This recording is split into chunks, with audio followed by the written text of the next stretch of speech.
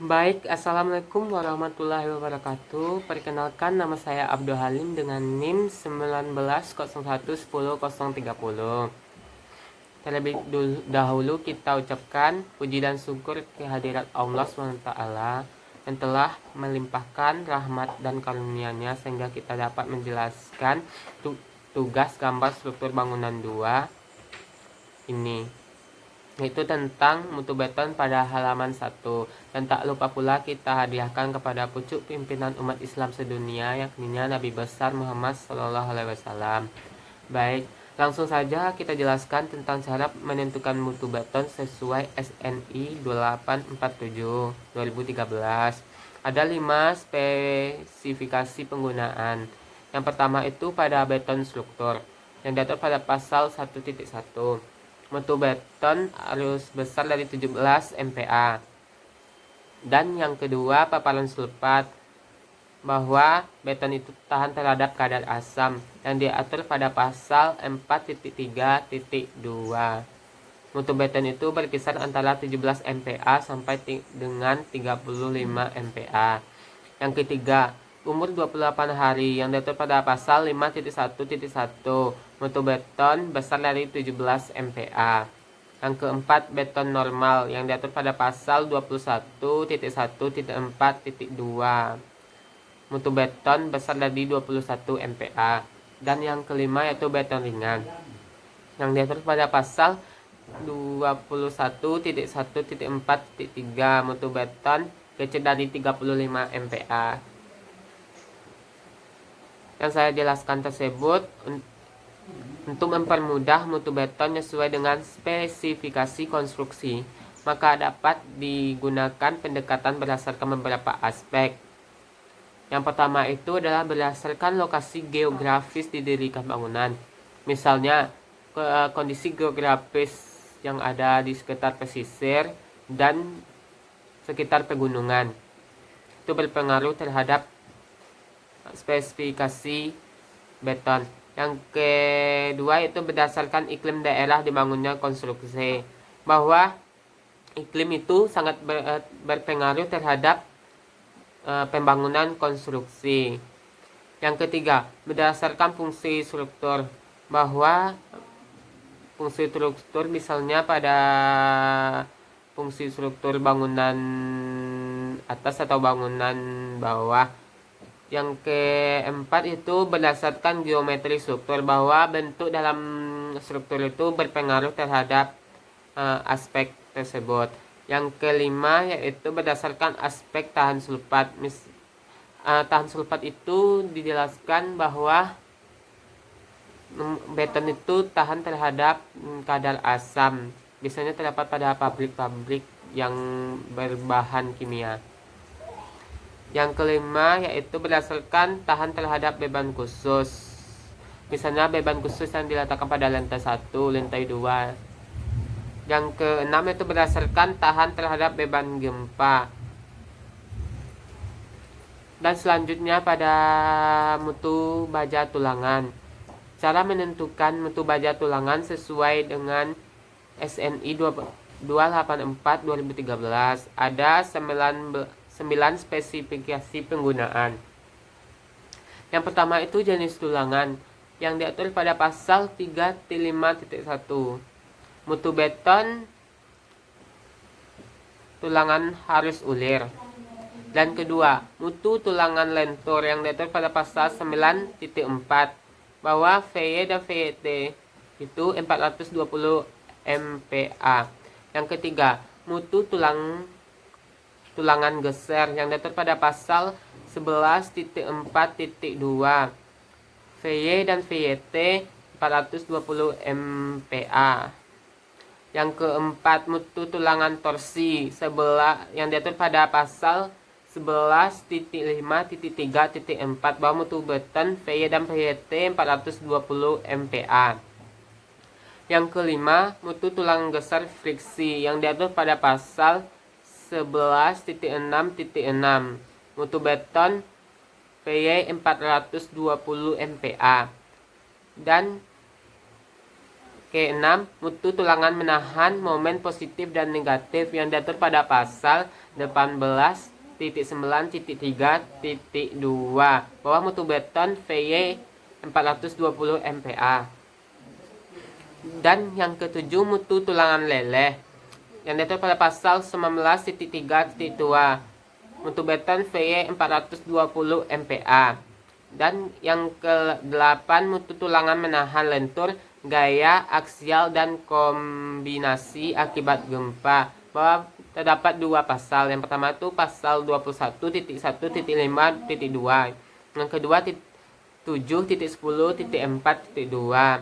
Pada pasal 21.1.5.2 mutu beton berkisar VY sama dengan 280 MPa dan 420 MPa. Dan pada pasal 7.10.4.2 mutu beton geser 10 mm. Yang kesembilan yaitu diameter tulang geser yang diatur pada pasal 7.10.5.1. Terdapat dua penentuan mutu beton. Yang pertama itu geser 10 mm untuk utama D32. Yang kedua geser 13 mm untuk utama D36, D43, D57. Yang saya jelaskan tersebut untuk mempermudah penetapan mutu tulangan pada struktur beton bertulang menggunakan pendekatan sebagai berikut. Yang pertama itu jenis tulangan utama atau lentur, bahwa tulangan utama itu bersifat lentur. Yang kedua jenis tulangan geser. Yang ketiga beban yang bekerja. Yang keempat diameter rencana tulangan. Yang kelima geometri struktur. Standar yang digunakan untuk mengetahui mutu tulangan telah ditetapkan oleh SNI 2847/2013 adalah mengikuti.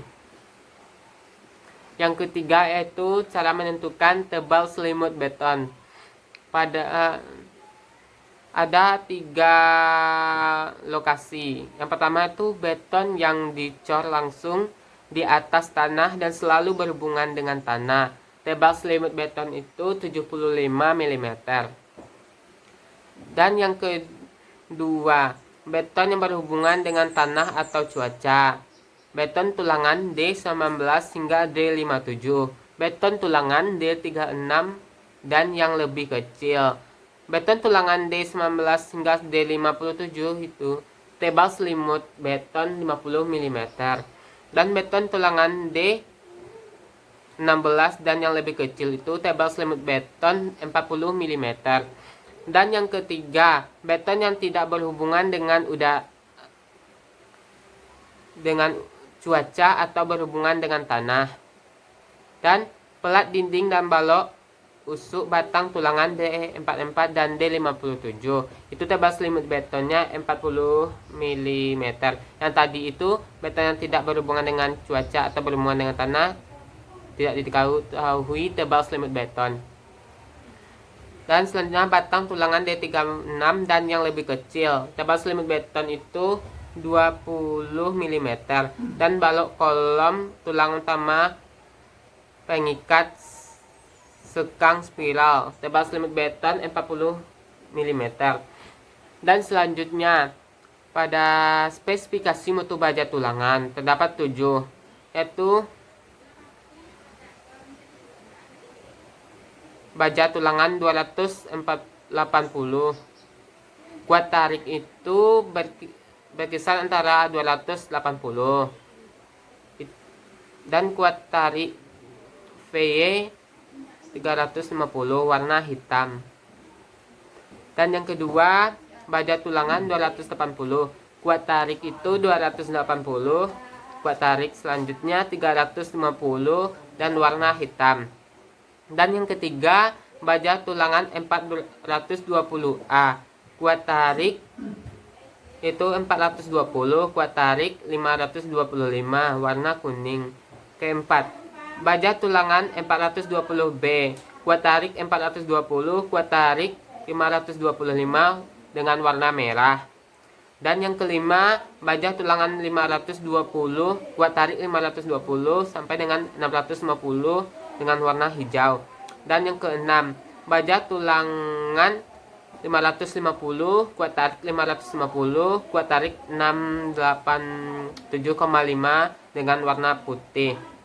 Dan selanjutnya, baja tulangan 700, kuat tarik 700, sampai dengan 805 dengan warna biru. Selanjutnya penjelasan pada tugas gambar struktur bangunan pada halaman berikutnya, yaitu halaman 2, yaitu dijelaskan lokasi sambungan sengkang kanan bawah skala itu terdapat 1:25, di mana sengkang kanan itu terdapat jumlah tulangan bawah tersebut 5 dan tulangan atas itu 3. Dan lokasi sambungannya berada pada sengkang kanan bawah.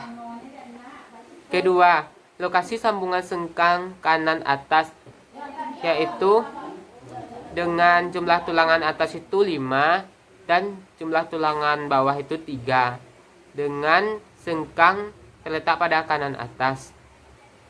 Dan yang ketiga, lokasi sambungan sengkang yang sengkang atas itu jumlah tulangannya ada 5 dan yang di bawah ada 3. Sengkangnya terletak pada kiri atas. Dan yang keempat, yaitu lokasi sambungan sengkang kiri atas dengan jumlah tulangan bawah 5 dan jumlah tulang atas yaitu 3. Di sini terdapat tinggi sengkang yaitu 650 mm dan lebar sengkang yaitu 450 meter. Di sini kita menggunakan skala 1:25. Dimensi minimum balok dapat ditentukan dengan rumus dimensi balok.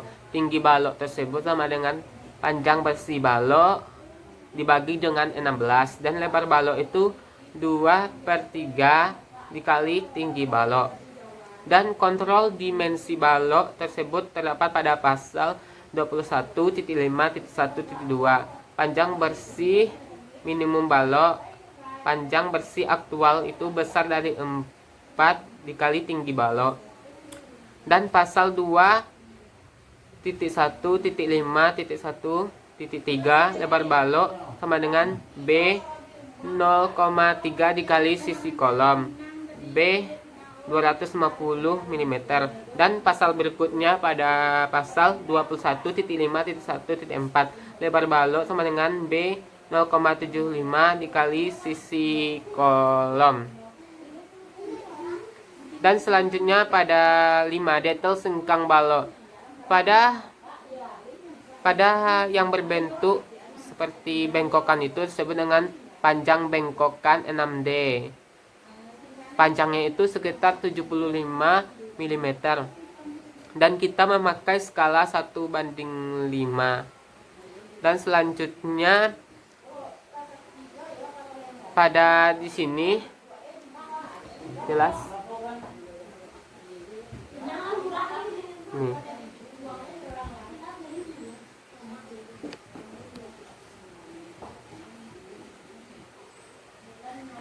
Mohon maaf kalau kurang jelas, saya akan menjelaskan lagi. Pada sengkang wajib tulangan ulir, diameter minimum itu 10 mm. Dan selanjutnya diameter tulangan itu diameter minimum 10 mm dan tulangan utama wajib ulir. Yang hitam ini adalah namanya tulangan utama wajib ulir. Dan tebal selimut beton itu berkisar antara 10 mm. Dan tinggi ini 50 mm. Dan selanjutnya penjelasan tentang tugas gambar struktur bangunan 2 pada halaman 3, yaitu tentang perspektif lokasi peletakan tulang geser atau begel pada balok. Di sini pada sengkang A terdapat sama dengan dua sisi, di mana besi kait itu yang ini 135 derajat, yang ini besar 75 mm. Besi kait sama dengan dua sisi. Itu adalah jenis-jenis sengkang tertutup. 1,5 sengkang sama dengan 3 sisi. Besi kait 1 sisi. Sengkang B 2 sisi. Dan yang kedua sengkang 4 sisi, yaitu terdapat tulangan 4, yaitu sengkang B 2 sisi dan sengkang A 2 sisi. Atau sengkang A 2 sisi atau sengkang B sengkang B 2 sisi. Dan selanjutnya rumus untuk dua sengkang yaitu sengkang 1 tambah sengkang 2 sama dengan 4 sisi. Dan selanjutnya pada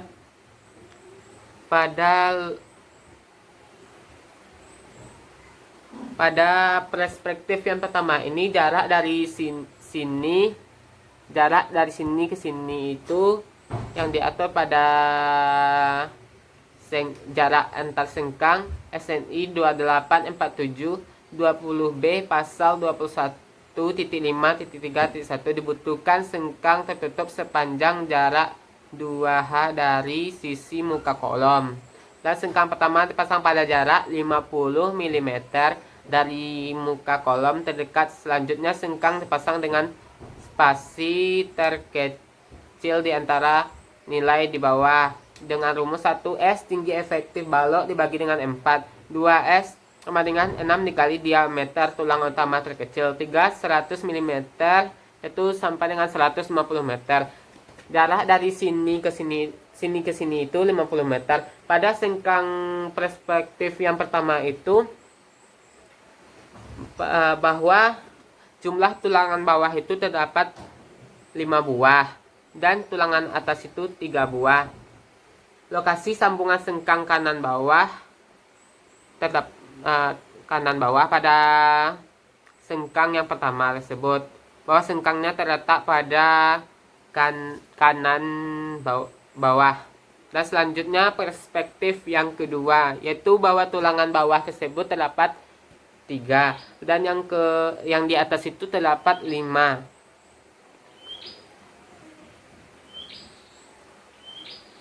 Yaitu sengkangnya terletak pada kanan atas. Dan yang ketiga yaitu tulangan bawah itu terdapat 3 dan tulangan atas itu terdapat 5. Dan sengkangnya terletak pada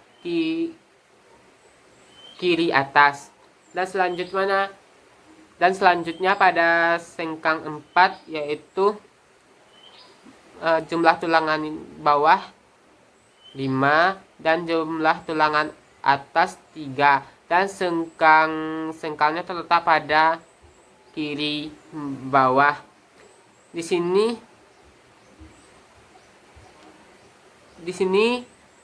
saya jelaskan dari jarak dari perspektif sengkang pertama ini pada yang terakhir itu dinamakan panjang balok, dan dari antara sengkang yang kedua ini, yang ketiga ini dinamakan jarak antar sengkang. Baik, hanya itu penjelasan. Kalau ada kekurangan, mohon maaf. Saya ucapkan Assalamualaikum warahmatullahi wabarakatuh.